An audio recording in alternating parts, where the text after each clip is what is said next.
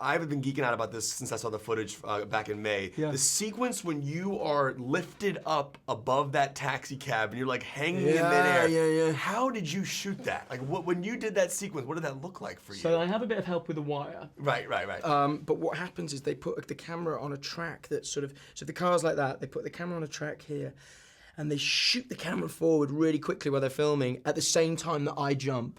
And a guy sort of 40 feet away pulls on a wire and gives me a bit of extra lift. And then they slow the footage down so it wraps around me just as I'm in midair, and you kind of see me go. Is that the hypercam? And then, I don't know what that is. It's one of those crazy gadget things. And then I turn around and look towards the camera just as I land. It's very technical. How many times did you do it? I did it about 5 times. I did it really badly most of the time. And then there was one where everyone went, whoa! And that's the one that's in the movie. Dude. I don't think I could do it again.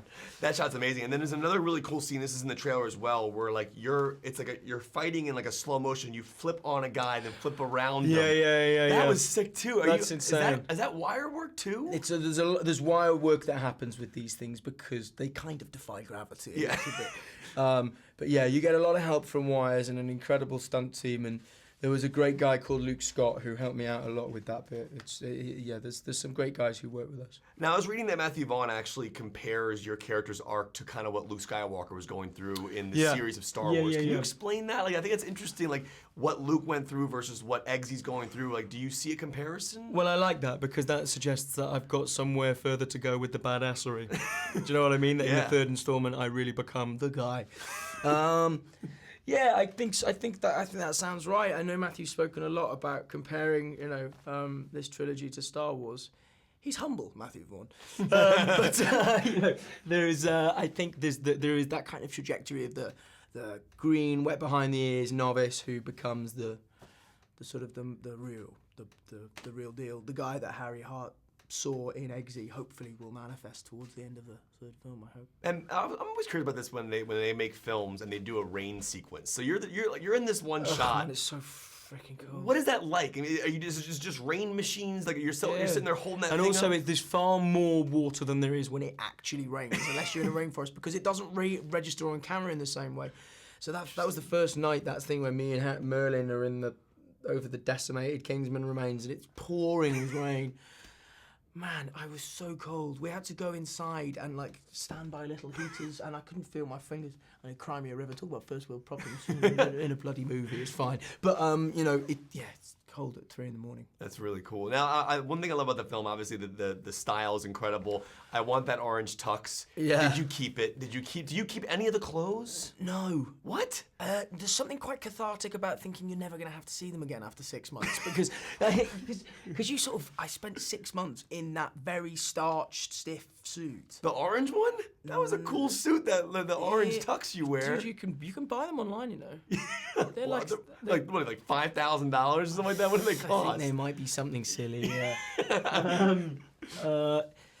I guess there's little things I keep, but the suits, I don't know where I'd keep them. I have to say, I took my hood from Robin Hood this year, but that's the first time I've ever taken a piece of costume. Really? Why that one? Because it's cool. It's really cool. It's leather. Where do you keep it? I gave it to my trainer to look after, and he's had it framed in his gym. Really? Yeah. That's pretty cool. Yeah, is your name on it? Like, does it say Robin Hood? No, bloody hell, no. He came with me for that whole shoot. Anyway, we were promoting the wrong bloody movie. It's okay. But it's cool. He's a great guy, a great friend. I care about him a great deal, and I thought it would be a nice thank you to him. That's awesome. So he looks after it. If the movie's a hit one day, I'll auction it, but for charity or something. But yeah. Awesome talking to you, man. Thanks, brother. Dude, that car shot is... a big fan of the first Kingsman. I spoke to you about that movie there. The church scene's one of the greatest scenes of all time. It's such a great scene. I'm curious, when you shot your quote-unquote death scene, which was you were shot from a distance, we couldn't really see you die. We just assumed you would die because of the headshot. What were you told then? Did Vaughn tell you that you were going to be coming back in this one? Dead. Did you thought you were officially dead? Yes, but I suppose I clung to the idea that, I had nothing more to go on than an audience member. But I did cling to the idea that there must be some wiggle room, given that you didn't really see a close-up, you didn't see details of a wound, you didn't see an autopsy, there was no funeral, there's no follow-up at all. I just disappear out of the world of the film. I thought maybe that gives us some room to maneuver. But I don't think that Matthew had a secret plan to bring me back. And when you heard about what your plan would be to come back, did you have any input in that? Or was that something that was just written in the script? I had input. I don't know if any of it was actually listened to, but I was definitely indulged in the conversation. Constant conversations. I mean, Matthew and I spoke very regularly about, what is it a prequel? Should it be this? Should it be that? In the end, I think, he listens, but then goes his own way. Now, Mr. Bridges, I know you get asked about Big Lebowski all the time, but I genuinely want to know what the dude would do if he was a statesman. Like, I want to see him as a statesman. Like, what do you think he could handle it? He would have to be a sort of an undercover guy, It'd be an interesting character to bring him in. Yeah, he would be his drink. He would be a White Russian, Yeah, that would be his. His code name's White Russian. Yeah, that's of course. brilliant. There you go. He sort of just everything slides off him somehow. And he gets into some stressful situations. Yeah.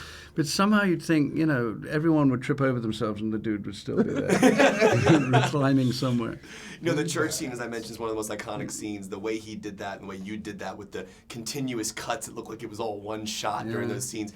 But that scene was done in such a way where it didn't feel as brutal as it really was because of the music that was playing, the Leonard Skinner song. Can you talk about finding that tone and what your thoughts were on that scene? Because I know that it was banned in certain places. And can you talk about just what your thoughts were on that scene and that violence? Well, I almost forgot that it was violent. You're learning a dance move all the time. And obviously you're aware of the aggression that's required.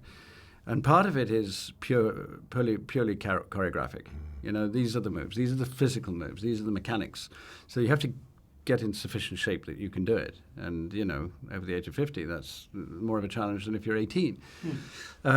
So there was just getting in shape. But the actual psychology of the fight was new to me. Unfortunately, this wonderful team. And Brad Allen, who was the choreographer, was also a great instructor about that. Because I got to the point where I knew the moves and could do the moves mechanically. But then there was this whole other thing of saying, now we need to see the story. That it's just 1, 2, 3, 4 isn't getting across anything. There's no energy, there's no menace.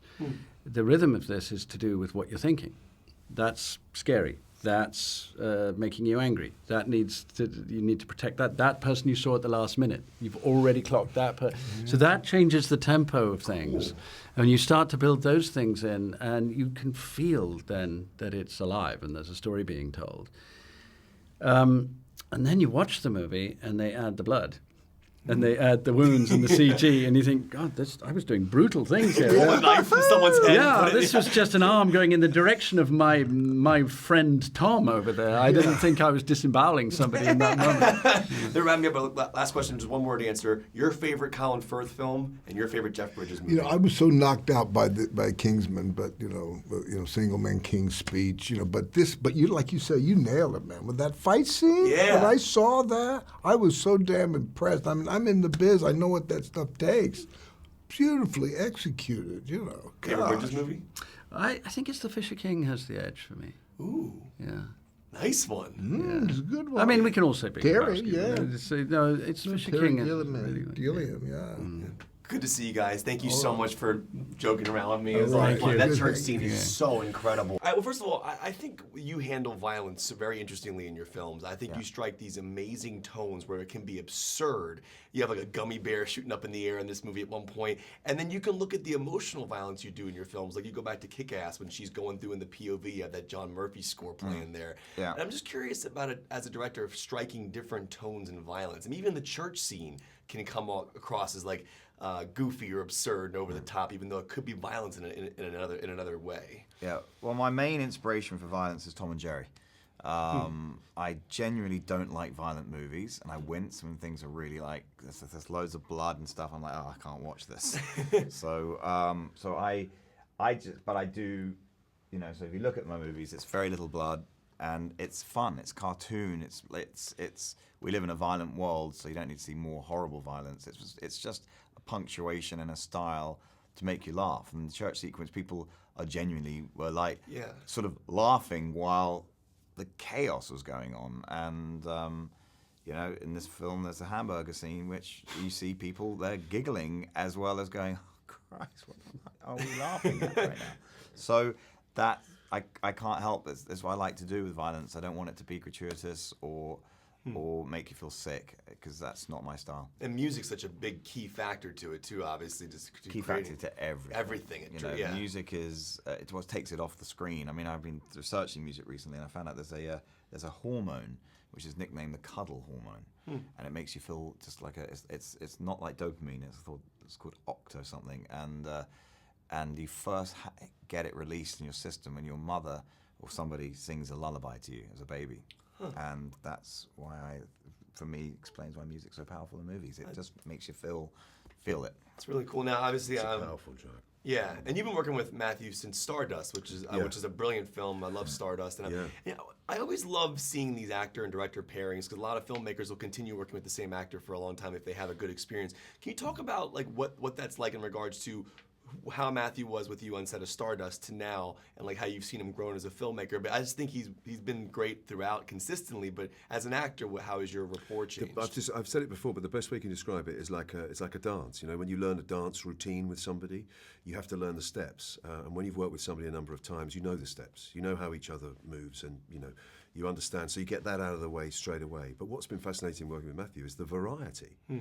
You know, Stardust is an incredible fantasy movie. It's one of my favourite movies, I have to say.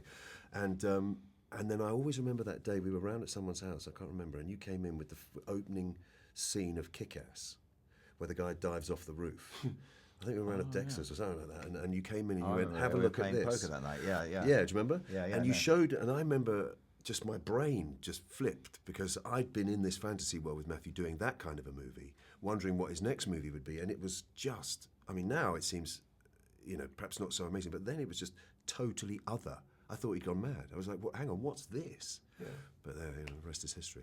Obviously, I've been watching your films for a while, and you've shot films on 35, you've shot films digitally, and I've been watching, I believe Kick-Ass, Stardust, Layer Cake were all shot film, and then... And First Class was film. And First Class. Can you talk about what you see in digital, what you like in digital, and do you prefer, like what do you think digital gives to this film that film wouldn't, or how do you feel about one or the other? Film is magical, and if I could shoot on film, I really would, and I get why Nolan and Tarantino, they insist on it, but it's not as practical as digital. So the stuff that we do, it's and the way we're using the lenses now and everything, even when you do you shoot and film, 90% of the people, it's then that film's then put into the digital domain and then converted, and it's digital projection. So that's why I gave up on film, because I just thought there's not enough people who actually get to see it on film. However, there are moments where film cameras are better than digital cameras. They don't go wrong. If they do go wrong, you get your screwdriver out and you fix it. And there's been 2 times the digital stuff was going, none of us knew how to fix it. You need all these computer guys coming in and blah, blah, blah, where before you just go, you just pick it up, or you get another body and off. So I do miss film. I love film. And ironically, all we do is try and make digital look like film. But film still wins. All right, so I think you strike this incredible balance in this film of like being this funny sociopath. Right, but if there is such a thing, right? Every line you say, it's like it almost comes across as sweet, and then there's like this evil lurking below every line. Can you talk about finding that balance? It's really kind of cool how you did that. Well, Matthew Vaughn believes that every villain should have a reason for being. You need to know that their intention seems maybe reasonable at first. And so she's someone who feels that she's running this big business, and it's time, and that she's been successful, and it's time for her to kind of join the pantheon of great business leaders, So what she's done, but of course she's a drug lord, so she's not acknowledging the human cost. So it's that idea of playing with somebody who seems like she's reasonable, but then you realize that she's probably out of her mind. Yeah.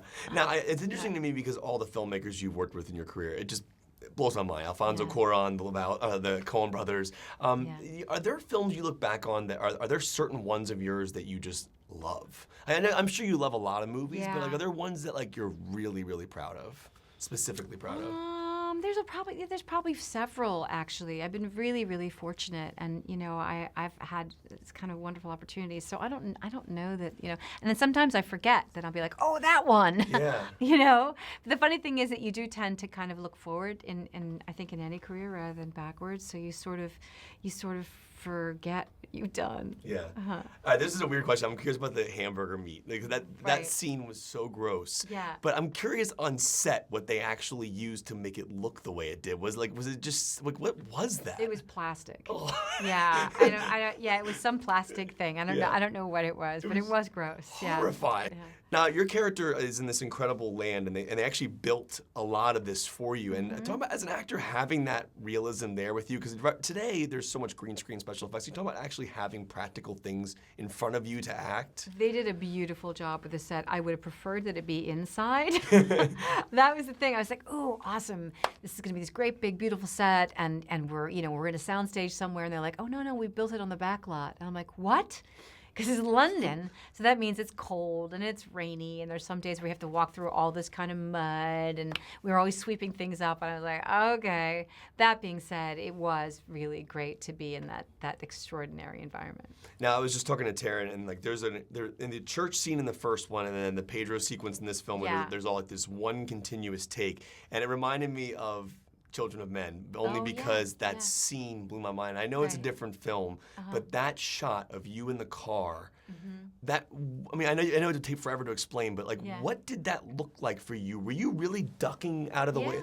It was a rig on this car. It was a Fiat, I think, and we sat 3 across, the front and the back, and there was a frame in the car, and the camera hung on the frame, and so as we started, the camera just moved like this, and so it would come near you, you'd be in profile, and then to continue, you'd duck like this. And you break character, kind of, right?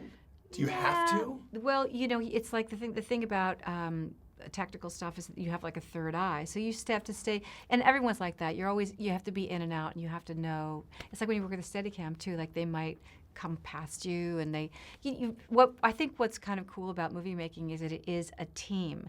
You're seeing stuff like this, the audience is seeing stuff on the screen, but we're working with our colleagues are a bunch of people that are all around us all the time. We're used to it. It's that collectiveness that's the best part about filmmaking. Yeah, that scene blew my mind. It's one of the greatest scenes of all time. So thank you, Julianne. It's nice a pleasure to talk see you, to by the you. way. Thanks a lot. Is the ping pong ball real? No. Wow. No. That looks so we're physically making those actions, but then they CGI the ping pong ball. That's incredible. Yeah, so Clive and I were like this. Yeah, that's it. Amazing. Yeah. By the way, I really enjoyed Kidnap, by the way. Oh, My wife and I. thank you. Thanks for saying that. My wife and I went and saw it, and I didn't really know what to expect because I hadn't seen many trailers for it yet. And then I sat down, we were just blown away. I mean, that was a brutal. You were awesome in that movie. Thank I'm you actually very happy much. that I'm going to have Thank my you. plane movie. Have you not seen Kidnap? You're gonna watch me on a plane? I mean, what do you want? Not on the tiny screen. That's you not a gotta see it on the friend. big screen. No, I got my. That's not a I friend. got Pay my. my I got hard-earned my money to watch that sound. movie. I Thank got you my very sound. much. Oh, I'm gonna be. I'm not. It's not gonna be a. It's gonna be on my tricked out big ass iPad, purchased on iTunes, more than a movie ticket, and with sound cancellation headphones. All right. It's my travel. It's actually more special. All right, well, nice to meet you guys, by the way. Thank you so much for the interview. There's a moment in the film where you talk about how your character, Ginger Ale, actually wants to go out in the field and do some action. And you say that you've been denied, you haven't been able to do that yet. And I'm curious, as actors, I feel like it's interesting to look at the business. Are there roles that you wanted to play at an earlier stage in your career that you were told you can't do that, and then eventually it happened for you? I was told I couldn't do everything. Yeah, me Being a too. woman of color, it was just a bunch of nope, nope, nope, nope, nope, nope, nope, not you, nope, nope, nope, nope, nope. Yeah, same Yeah. thing. Does that get I was about to tiring, though, to say. hear that no, no, no all the time? Does that, what does that do to you? I feel like because actors get no all the time. It gets you an Oscar. Yeah, but it's part of, to be to be an actor, that's part of it. That thick skin and that tenacity and that desire to win and to, not take no for an answer. I think that's all part of it. I don't know any actors that haven't experienced that. Yeah, I think I see it as in a way, because everyone asks us, how do you deal with all that rejection? And I think that there isn't any actual rejection in what we do. It's either yours or it isn't. I cannot speak for the experience of being a woman of color and all of the obstacles in this industry and in life that are handed to you. I think we have it a lot easier, and it was just very confusing for casting directors that my first name was Pedro. And I think that for years that kept parts either like I wasn't Latino enough or I wasn't white enough, you know what I mean? And I was in that limbo for years and years and years and years and years. And that, so I would say there were so many parts that I wanted so badly that I didn't even have a chance at, just because what my first name was. Do you think if you were Peter Pascal, it would have been easier? I tried Peter. You did? I tried Peter. Did you really? Peter? That's interesting. Well, I never tried Peter Pascal. Move on. I'll tell you about it when this is over. Kind of just switching gears. Considering you have a lasso, I just can't help but think you and Wonder Woman fighting. How cool that would be. Any idea how that would go down? Like just knowing Wonder Woman and obviously playing the character you've played, how would that fight scene go down? I feel like Wonder Woman would play with Agent Whiskey like a cat does with like the corpse of a mouse. I feel like that's how that would go down. I think Wonder Woman would kick my ass. That would be amazing to watch that. Yeah. I really want to see that. Now, I think I would just literally just put myself in a fetal position and then just let her kind of like pat me around. I am curious if you could see the Statesman dropped into an episode of Game of Thrones. How would that pan out? God, that would be awkward, wouldn't it? I think that would be super awkward. It would really be a mess. Are you a Game of Thrones fan? I'm more of a Narcos fan. Oh. I just gotta tell you the truth. Gotta shoot you straight. Uh-oh. And you haven't seen Kidnaps. You need to see Kidnap, and you need to watch Game of Thrones. I need to watch Game of Thrones. You don't even But Game of Thrones know. has gone so far. I'd have to like go back too far. Like Yeah. what is it? 8 seasons. You get to binge it. You're lucky. You'll start when you're ready. Where do you come in? That's where I want to start. Season 4. Okay, well I'm gonna start. But I at 4. think you should start at season 1. I can't. You have to. I can't. But you have I'm gonna to. start at 4. No, you can't. Yes, I am. You're gonna tell me everything from 1 to 4, and then I'm gonna start from 4 on. Okay. Cool. Well, enjoy it. Have fun with Game of Thrones. Nice to meet you guys. Nice Thank you to so meet much you for the interview. Nice to meet you, Halle. Thank you. You too. Hey, all have a good day, okay?